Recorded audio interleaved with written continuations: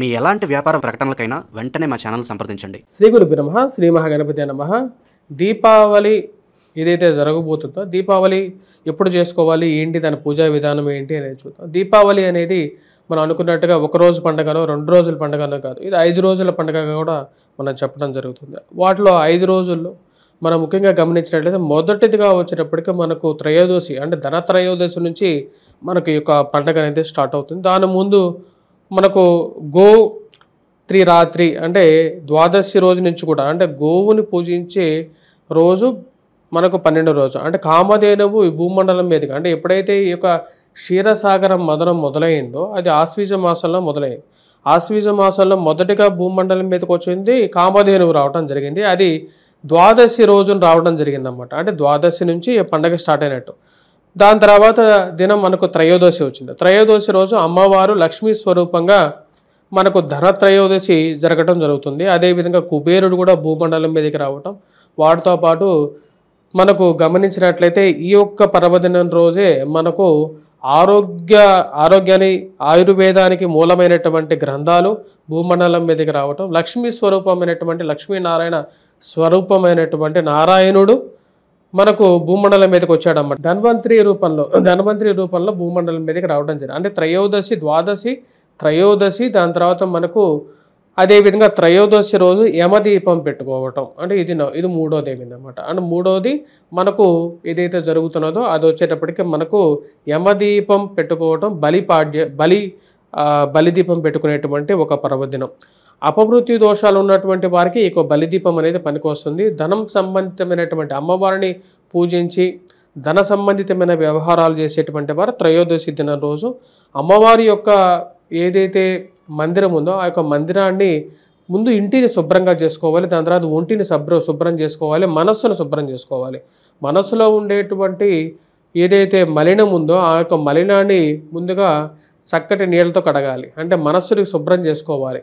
దాని తర్వాత మనసును శుభ్రం చేసుకొని దాని తర్వాత దేహం శుభ్రం చేసుకోవాలి, అంటే అలక్ష్మిని పోగొట్టుకోవని లక్ష్మిని తెచ్చుకోవాలి. అలక్ష్మి స్వరూపమైనటువంటిది శరీరం నుండి కూడా మనకు మట్టి ఉంటుంది. కాబట్టి మనకు నువ్వుల నూనెతో స్నానం ఎందుకు చేయించేటువంటి వారు మన పెద్దలు అంటే ముఖ్యంగా వచ్చేటప్పటికి శరీరంలో కొంచెం బంకగా ఉండేటువంటిది ఒక నువ్వుల నూనె కొంచెం వేడి చేసి శరీరం అంతా బాగా పట్టించుకొని దాని తర్వాత స్నానం చేసినట్లయితే బయటికి నార్మల్గా రోజుల్లో చేసేటువంటి స్నానంతో వచ్చేటువంటి మట్టి కన్నా కూడా మనం ఎప్పుడైతే నువ్వుల నూనెతో స్నానం చేస్తామో అభ్యంగ స్నానం అంటే అది పూర్తిగా వచ్చేటప్పటికి మలినాన్ని పోగొట్టుకోగలుగుతాం.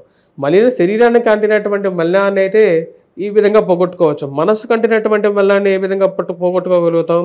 అది భగవంతుడి యొక్క నిష్ఠతో కలిగినటువంటి ఆలోచనతోనే మనం పోగొట్టుకోగలుగుతాం. ఇక్కడ మనం ఈ యొక్క విధంగా వచ్చినప్పటికీ మనం స్నానాదులు మరియు అదేవిధంగా గృహాన్ని కూడా శుచిగా శుభ్రంగా మనం కడుక్కొని నీట్గా పెట్టుకోవాలి. మనం గమనించినట్లయితే ఎక్కడైతే అశుచిగా ఉంటుందో అక్కడ లక్ష్మి ఎప్పటికీ నిలవదు.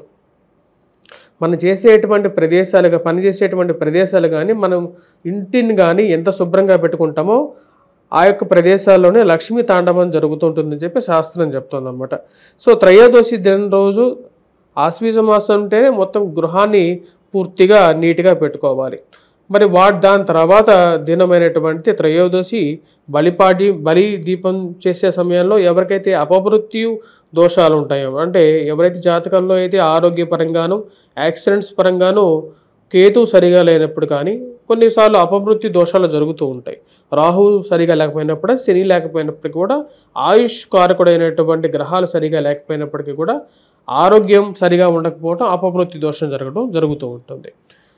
ఈ విధంగా మన బలిదీపం పెట్టుకొని దాని తర్వాత వచ్చినప్పటికీ మనకు నరక చతుర్దశి, నరకుడిని సంహరించిన తర్వాత అమ్మవారు నరక చతుర్దశి జరుగుతుంది. నరక చతుర్దశి సాయంకాలం తర్వాత అంటే నరక చతుర్దశి రోజు చేసేటువంటి ముఖ్యంగా నరక చతుర్దశి రోజు పిల్లలకి బ్రహ్మరంధ్రం మీద ఈ యొక్క నువ్వుల నూనెతో స్నానం చేయాలి. ఎందుకంటే బ్రహ్మరంధ్రం మీద నువ్వుల నూనెతో ఎప్పుడైతే మనం స్నానం చేపిస్తామో పిల్లలకి అప్పుడు వారికి బ్రహ్మజ్ఞానం పెరగటం, వారికి ఆ మెత్తగా ఉండేటువంటి నుదుటి మధ్యలో ఉండేటువంటి మెత్తగా ఉండేటువంటి ప్రదేశం ఏదైతే ఉంటుందో ఆ యొక్క ప్రదేశం మీద నువ్వుల నూనెతో స్నానం చేయించినప్పుడు బాగా నెత్తి అంటిని స్నానం చేయించినప్పుడు వారికి ఆ యొక్క చెడు ఆలోచనలు కానీ, చెడు మార్గం వైపు వెళ్ళాలని చెప్పి ఒక ఆలోచన కానీ అవన్నీ తప్పిపోతూ ఉంటాయి వారి యొక్క జీవితంలో.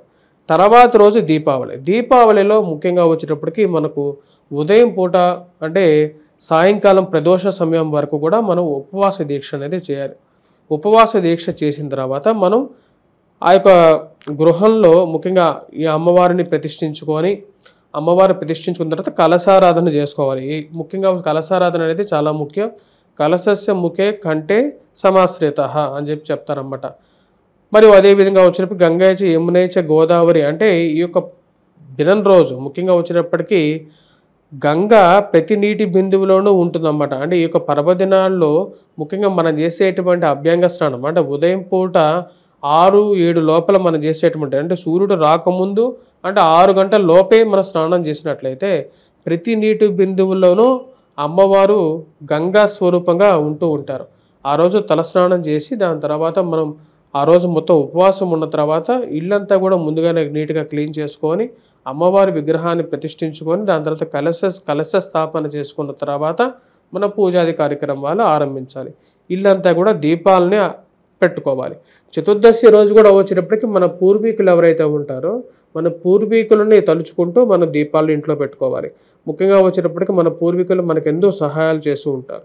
ఆ యొక్క సహాయాల ద్వారానే మనం ఈరోజు అనుభవిస్తున్నటువంటి స్థిరచరాస్తులు కానీ మన యొక్క జన్మ కూడా వారిచ్చిందే కదా, కాబట్టి వారిని ఒకసారి తలుచుకొని వారి మనస్ఫూర్తిగా వారికి ధన్యవాదాలు చెప్పుకోవాలి.